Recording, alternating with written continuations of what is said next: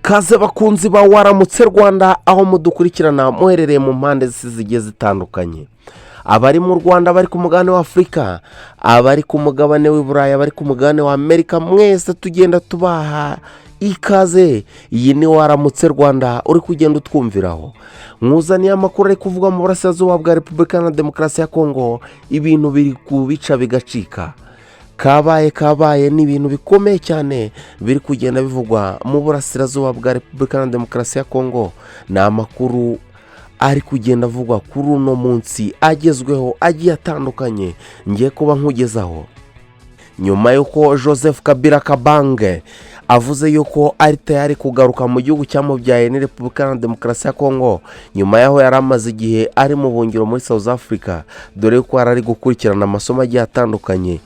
Nyuma yaho yasize ashyizeho ubutegetsi bwa Felix Antoine Tshisekedi, akaza kumwenuraho agahungira muri South Africa. Uyu mugabo yavuze yuko agarutse bikomeye cyane, kandi ko uyu mugabo ari bumutere kudeta akava kuri buno butegetsi bwa Repubulika na Demokarasi ya Congo, dore yuko ari kumushinja yuko bino bibazo byose biri kugenda biba ari ku mpamvu ze, ari uko byamunaniye kuba yabikemura. Joseph Kabila Kabange, umwe mu bagabo bayoboye Repubulika na Demokarasi ya Congo kuva mu mwaka w'ibihumbi 2001 kugeza mu mwaka w'ibihumbi 2019, murabyumva Congo yayoboye igihe kinini. Uyu mugabo yavuze yuko ari tayari, kandi hari n'ubumenyi bukomeye akuye muri South Africa, aje kunga abanyekongo ndetse n'uyu mutwe M23 ukaba wacogora. Si ibyo gusa ndi bugarukeho, nyuma yuko umutwe wa M23 ukubitiwe ahareba inzega ukamburwa uduce 8 twose uherereye hafi y'umujyi wa Bukavu. Uyu mutwe M23 wongeye gusagarirwa ni nyuma yaho wamburiwe utu duce 8 nk'uko ndi kugenda mbigarukaho. Wongeye guterwa bikomeye cyane n'ingabo, wongeye guterwa n'ingabo za Congo zifatanyije n'abarwanyi ba FDLR ndetse n'abarundi n'umutwe wa Wazalendo. Bongeye kurasa ku birindiro bya M23 biherereye hara mu mujyi wa Goma. Urugamba rutorokerero ruyobowe n'umutwe wa Wazalendo, umwe mu mitwe ikomeje kuzonga cyane. Umutwe wa M23 ukomeza gushinjwa Reta y'igihugu cy'u Rwanda. Uyu mutwe wa Wazalendo uri kurwanya cyane uyu mutwe wa M23, dore yuko uri guterwa ingabo bikomeye mu bitugu n'ingabo z'Ababirigi, dore yuko igihugu cy'Ububirigi cyohereje drone zikomeye cyane n'ibifaru biteye ubwoba kugira ngo babashe guhashya umutwe wa M23 ukomeje kuzonga Leta ya Congo. Uyu mutwe wa Wazalendo ntabwo ari wonyine, dore yuko ifatanyije n'ingabo za FARDC cyangwa se za Repubulika ya Congo ndetse n'ingabo z'Abarundi, tutibagiwe ingabo za FDLR zabasize bakoze genocide mu gihugu cy'u Rwanda. Ni urugamba rutoroshye rero rumaze iminsi. Nyuma yaho barwaniye hafi ya Bukavu, ingabo za Wazalendo zongeye kurasa ku birindiro bya M23 hara mu mujyi wa Goma. Uribaza ngo bihagaze bite, bimeze bite? Ese nyuma yaho barasiye hari Goma byagenze bite? Ese ku mujyi wa Bukavu ho umutekano umeze ute? Ese mu 23 haracyari mu biganza byayo?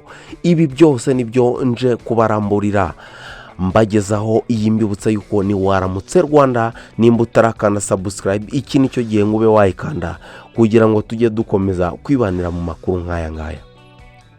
Reka twikomereze rero. Nyuma yaho muri teritwari ya Nyangezi hafi y'umujyi wa Bukavu, aho izi ngabo za Wazalendo zabashije gukubitira areba inzega umutwe wa M23, bakabasha kubambura uduce 8 twose bageranyije n'imijyi 8.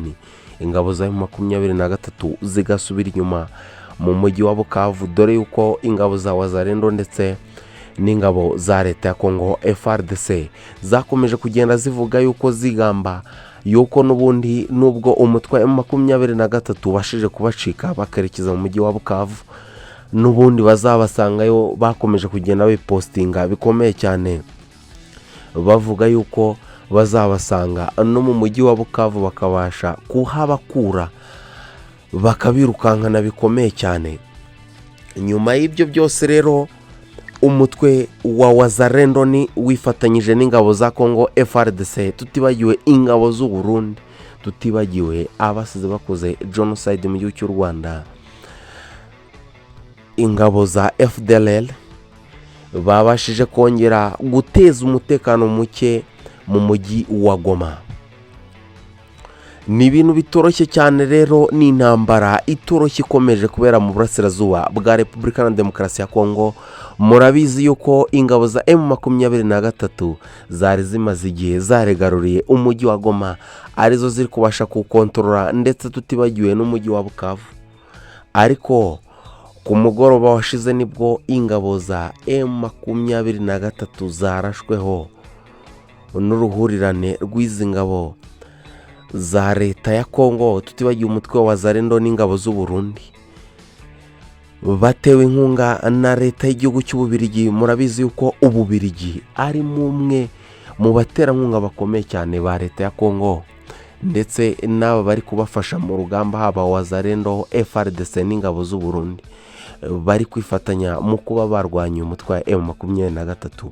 Baraye barashe mu mujyi wa Goma ibisasu bikomeye cyane, dore yuko umutekano utaruhagaze neza ari Goma.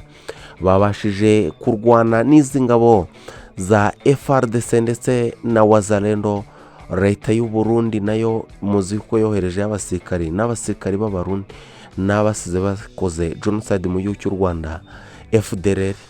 Umutwe wa M23 wabarwanyije karahava birangira. Ababashije kugaba bino bitero bose babafashe bugwate, dore yuko baje kubica, bajyaje kurangira abenshi basize ubuzima mu bari babashije gutegura kino gitero.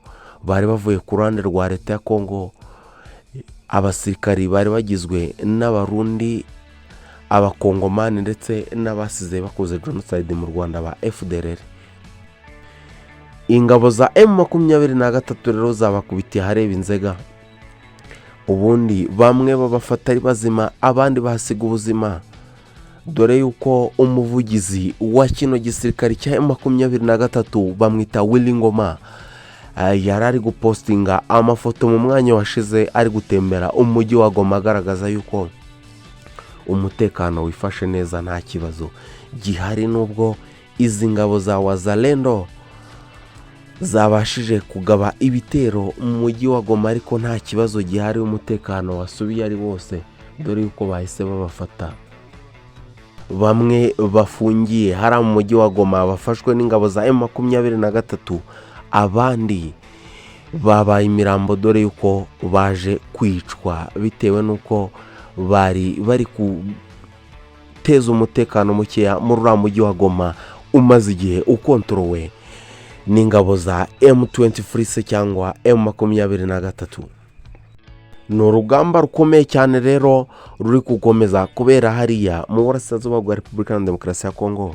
Murabizi ko n'uwahoze ari perezida wa kino gihugu Joseph Kabila Kabange nawe ari kwitegura ngo kuba yatera kudeta akaba yagaruka muri kino gihugu agakuraho Felix Antoine Tshisekedi, dore yuko ngo ari kwizera yuko ari we muti w'ibibazo, bino bibazo biri kugenda bibera muri buno burasirazuba bwa Repubulika ya Demokarasi ya Congo. Yabubonera umuti, kino gihugu kikaba cyabona umutekano, ibintu bigasubira ku murongo. Ngayo nguko rero bakunzi ba Waramutse Rwanda, mwifuriza gukora subscribe nimba utarayikora kugira ngo nandi makuru ajye abasha kukugeraho ku gihe. Ciao.